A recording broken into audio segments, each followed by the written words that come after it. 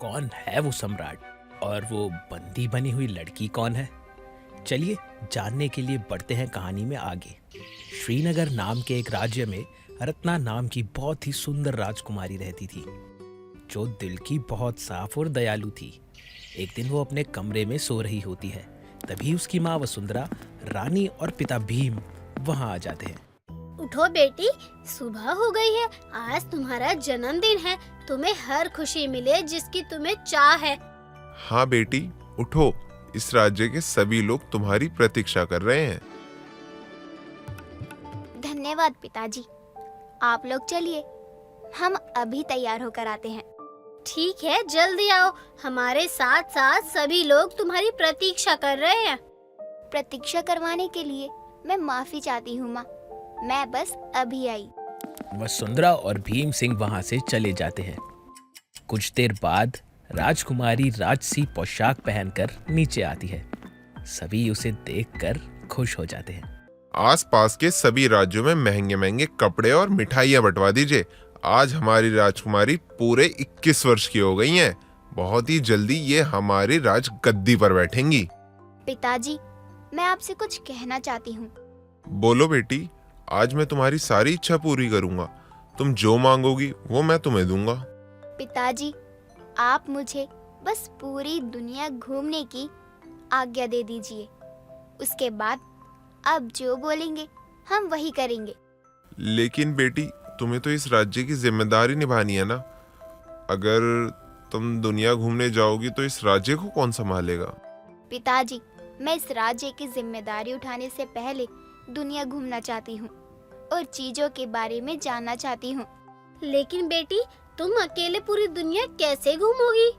माँ, जब आप लोग मुझ पर इतना भरोसा कर सकते हैं कि मैं इस राज्य की जिम्मेदारी उठाने लायक हूँ, तो इस बात का भरोसा कैसे नहीं कर सकते हैं कि मैं अकेले दुनिया घूम सकती हूँ। ठीक है बेटी, तुम अपना दिल छोटा मत करो। मुझे तुम पर बहुत भरोसा है और आज तो तुम्हारा जन्मदिन है।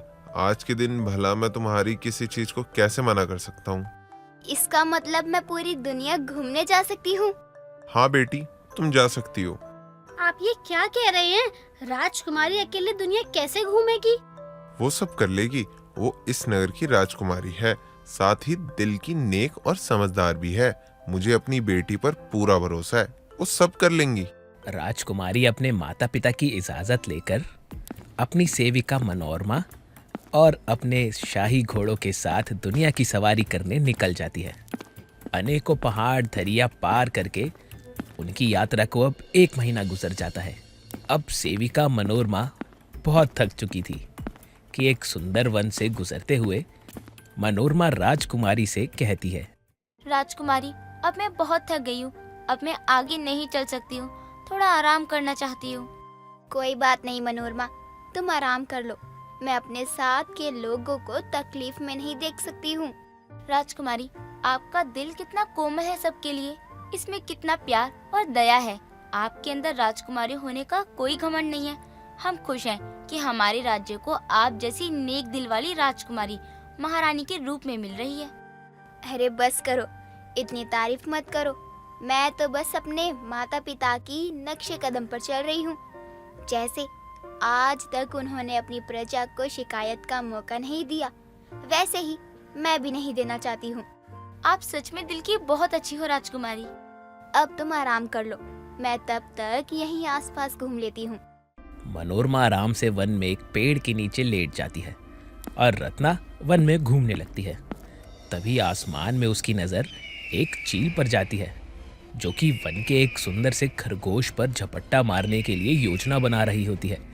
जैसे ही खरगोश के करीब चील आती है, राजकुमारी पत्थर मारकर उसे फटाफट उड़ा देती है। धन्यवाद राजकुमारी, आपने मेरी जान उस चील से बचाई, वरना वो तो मुझे मार देता। ये सच है या मैं कोई सपना देख रही हूँ? कोई खरगोश कैसे बोल सकता है?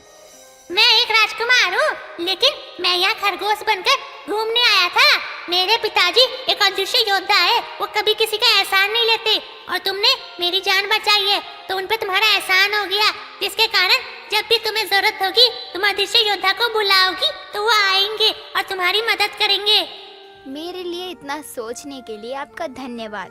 खरगोश इतना कहकर वहां से भाग जाता है और एक पेड़ के नीचे छुप जाता है। तभी मनोरमा की आंख खुलती है और वो उनके पास आती है। क्या हुआ राजकुमारी, आप किससे बातें कर रही हो? मैं इस खरगोश से बातें कर रही हूँ। ये क्या कह रही हैं आप राजकुमारी? खरगोश भी भला कभी बोलता है क्या? वो एक मायावी खरगोश था, इसलिए बोल रहा था। मुझे तो कुछ भी समझ नहीं आ रहा है। अब हमें आगे बढ़ना होगा, हमें अपने राज्य में वापस भी तो जाना है। राजकुमारी और मनोरमा अपने घोड़े पर सवार होकर आगे की यात्रा शुरू करते हैं कि तभी रेगिस्तान में पहुंचते हुए तेज धूप के कारण उन दोनों को बहुत प्यास लगती है कि एकदम से उनकी नजर एक कुएं पर पड़ती है।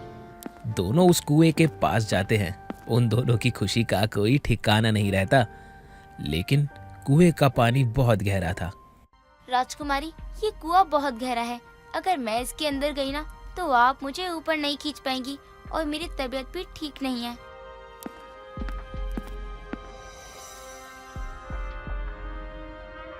मैंने पानी पी लिया है और तुम्हारे लिए भी ले लिया है।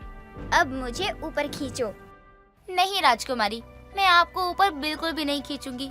या तो आप मुझे ये लिख के दो कि आज के बाद आगे की यात्रा मैं राजकुमारी बनकर करूंगी और तुम मेरी सेविका बनोगी, क्योंकि इस यात्रा में आप तो घूम रही हैं, लेकिन मुझे कुछ नहीं मिल रहा। इसीलिए कुछ समय के लिए हमें राजकुमारी बनकर रहना है। राजकुमारी नेक दिल की थी, इसलिए मनोरमा अगर ये बात प्यार से भी कहती तो राजकुमारी जरूर मान जाती। राजकुमारी मनोरमा की बात पर अब हाँ कर देती है। मनोरमा उसे ऊपर खींचती है, जिसके बाद दोनों अपने कपड़ों की अदला बदली करके अपनी यात्रा के लिए आगे बढ़ जाते हैं। अब रास्ते में एक सुंदर राज्य आता है और मनोरमा उस राज्य के राजा सम्राट से मिलती है, जिस पर उसका दिल आ जाता है। मुझे आप बहुत अच्छे लगे। मैं भी श्रीनगर की राजकुमारी मनोरमा हूँ। क्या आप मुझसे विवाह करोगे? हम आपकी बातों का जवाब इतनी जल्दी नहीं दे सकते। हमें सोचने का समय चाहिए। जब तक हम आपको जवाब देते हैं तब तक आप हमारे राज्य में हमारी अतिथि बन के रहेंगी। लेकिन राजकुमारी, हमें आगे की यात्रा भी तो करनी है। तुमसे जितना बोला जाए ना वो करो। राजकुमारी मैं हूँ या तुम?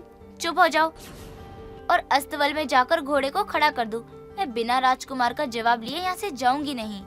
जी बिल्कुल, आप हमारी अतिथि हो। जब तक आप यहाँ हो हम आपको किसी भी वस्तु की कमी नहीं होने देंगे।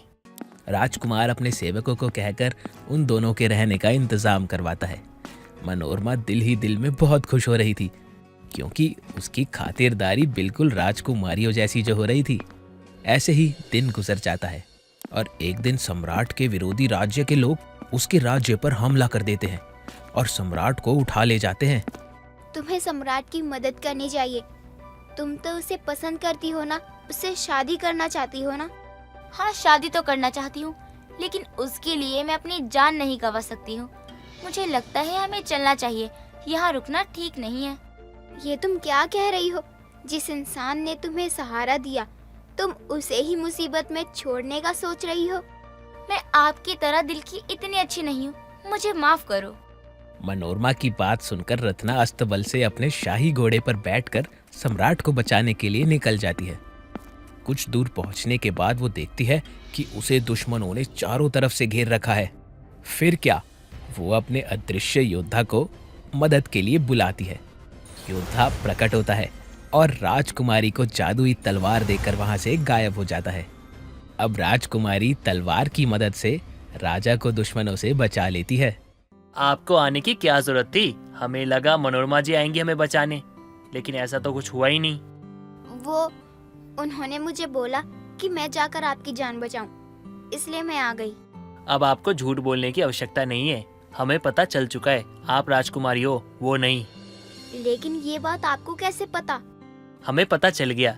अगर वो राजकुमारी होती तो वो आपको कभी यहाँ नहीं भेजती और जंग के मैदान में अपने साथी को मरने के लिए नहीं छोड़ती। और दूसरी, आपके गले का जो लॉकेट है ना, ये साफ साफ बता रहा है कि आप ही राजकुमारी हैं। रत्ना के पास सम्राट की बात का कोई जवाब नहीं था, जिसके बाद सम्राट रत्ना को लेकर अपने राज्य लौटता है और सबके सामने सच बताते हुए रत्ना से शादी करने की घोषणा कर देता है। अब मनोरमा को बंदी बना लेता है और इसी तरह मनोरमा को अपने किए का फल मिल जाता है।